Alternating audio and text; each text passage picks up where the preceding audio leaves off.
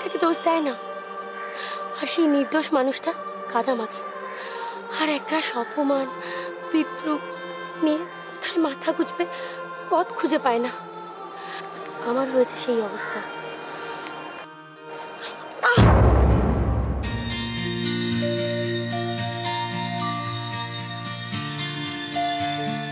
আমরা একটা নতুন ফ্ল্যাটে শিফট করছি। আচ্ছা, তা গৃহপ্রবেশে কিন্তু অবশ্যই আসবেন। ও, এই কথা বলার জন্য আপনি এখানে এসেছেন দিদি? আমার ইচ্ছের উপর কোনো কিছুই নির্ভর করে না। দেখুন দিদি, ওরা যদি আমাকে নিয়ে যায় আমি নিশ্চয়ই যাব। বাচ্চা শুধু স্যান্ডিওকে বিয়ে করে ফেললো? বাচ্চাটা কার? স্যান্ডি নাকি সেই কানাই জোয়ারদারের পাপের ফল? পাজি মে মার খাবে কিন্তু তুই। চল, রাজু পিলু তোর মতো কুলাঙ্গার নয়। বেরিয়ে যা, বেরিয়ে যা, বেরিয়ে যা। পিন্টু, এখনো আছি মা। বালাই ষাট, কিরকম কথা বলিস তুই? তোর কি মুখে কোনো আগল নেই? রাস্তায় কোনো আগল থাকে না মা, চারিদিক সব খোলা। রাস্তা যেভাবে আমাকে গড়ে পিটে নিয়েছে আমিও সেইভাবেই চলি, সেভাবেই বলি। তোর কি বাড়ি নেই? আছে মা। কিচ্ছু বুঝিস না তুই? কখনো বুঝিয়েছো? পিন্টু, বৌদি, তোমার সাথে কিছু কথা ছিল।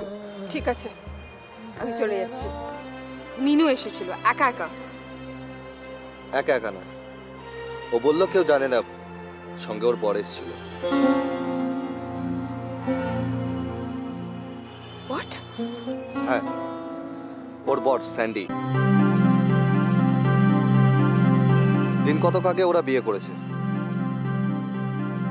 বৌদি, হ্যাঁ, সেই খবরটা জানাতেই এসেছিল, কিন্তু বড় বৌদি এমন সব কিছু কথা বলেছে যে মিনু কাঁদতে কাঁদতে চলে গেছে। কাঁদতে কাঁদতে? হ্যাঁ। তাহলে কি দিদি ভাই মিনুর ব্যাপারটা জানতে পেরে গেল? দেখো বৌদি, তোমরা যদি কেউ কিছু না বলো তাহলে তুই দিদি ভাইকে কি বকাবকি করে আসবি, তাই তো? দরকার নেই। দেখ পিন্টু, এখন তুই যা, আমি তোর সঙ্গে পরে দেখা করে নেব।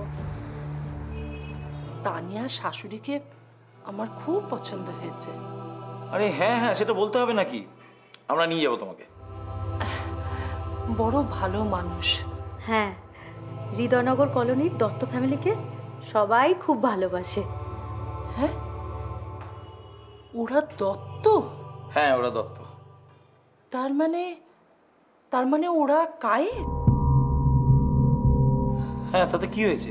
মুকুট যে বামুন মানুষ, আমাদের পরিবারে এসব মেনে চলা হয়। তাছাড়া ওর শাশুড়ি এসেছিল, এই বিছানায় বসেছিল, আর যে কত ছোঁয়াছুঁই হয়েছে। আগে প্রথমে বৌমা চাদরটাকে কাচতে হবে। ঠিক আছে, তোমাকে কাচতে হবে না, আমি নিজেই কেচে দেবো। ওঠো। ছাড়ো ছাড়ো ছাড়ো বৌমা, ছাড়ো। তুমি, বলছিলাম, তুমি কষ্ট পেয়েছো না? না।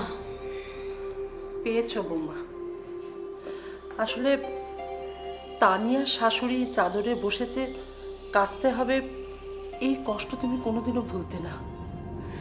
আসলে এখন তো জাতিভেদ নেই বললেই চলে, কিন্তু গরিব বড়লোকের পার্থক্য, আশ্রিতা আশ্রয়দাতার পার্থক্য আগে যেমন ছিল এখনো তেমন আছে।